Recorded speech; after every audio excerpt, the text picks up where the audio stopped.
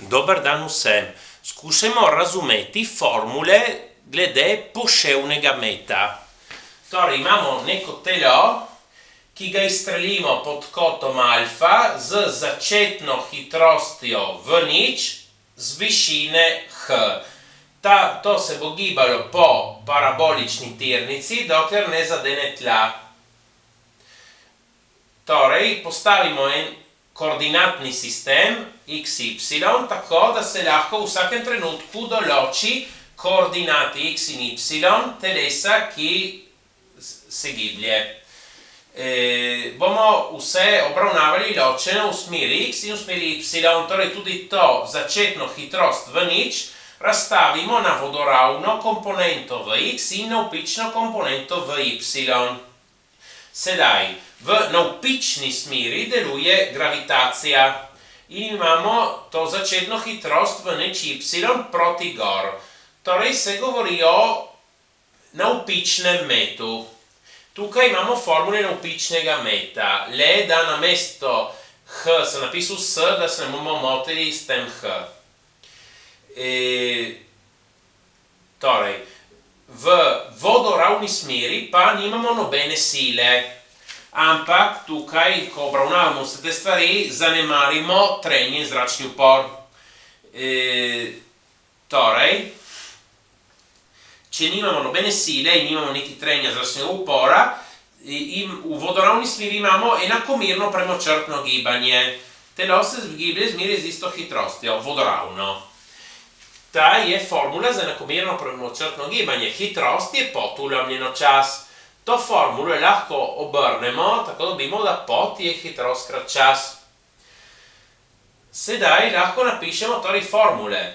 Najprej koordinati x in y.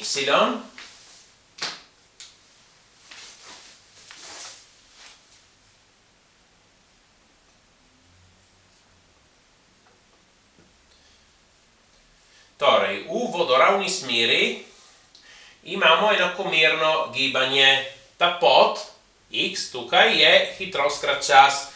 Hitrost tukaj v smeri x je v nič x, torej krat t. V smeri osi y bomo rabili to formulo. Ampak bodimo pozorni, v začetnem trenutku, ko izstrelimo, koordinata y velja že h. Torej, ta h ga moramo dodati tukaj. Torej, bomo dali že en h na začetku plus v nič y krat t minus ena polovica g t na drugo. Ja, in torej smo dobili te koordinate x in y, sedaj bomo dobiti hitrost v smeri osi x, hitrost v smeri osi y. Torej, hitrost v smeri osi x je zmeri ista. Je ista kot v nič x. Hitrost v smeri osi y dobimo s to formulo. Tukaj je v nič y minus gt. Torej smo dobili vse to, sedaj nam ostane tukaj ta v nič x in v nič y, da vemo, kako so povezani z v nič. Če tukaj povečamo risbo, torej ta v nič y ga lahko damo sem,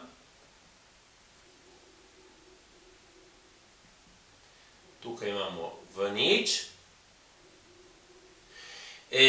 Sedaj lahko rabimo kotne funkcije, kosinus alfa in sinus alfa.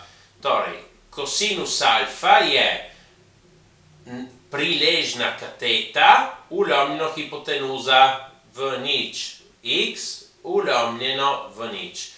Sinus alfa je nasprotna kateta, ulomljeno hipotenuza, torej v nič y, ulomljeno v nič. Sedaj obe enačbi obrnemo, bomo pomnožili z v nič na obeh straneh, bodi si eno kot drugo. In torej dobimo, da v nič x je v nič krat cos alfa in v nič y je v nič krat sin alfa. Ja, in nam manjka še ena zadnja stvar, ko s temi formulami si izračunam vx in vy tukaj, ampak če nas zanima dobiti v, kako ga dobimo? Tukaj spet imamo en pravokotnik, tukaj lahko upoštevamo en pravokotni trikotnik, katerega v je hipotenuza, torej ga dobimo s Pitagorovim izrekom. V je kvadratni koren od vx na drugo plus vy na drugo. In tako smo dobili tudi v. Prosim, všečkajte in vpišite se. Hvala!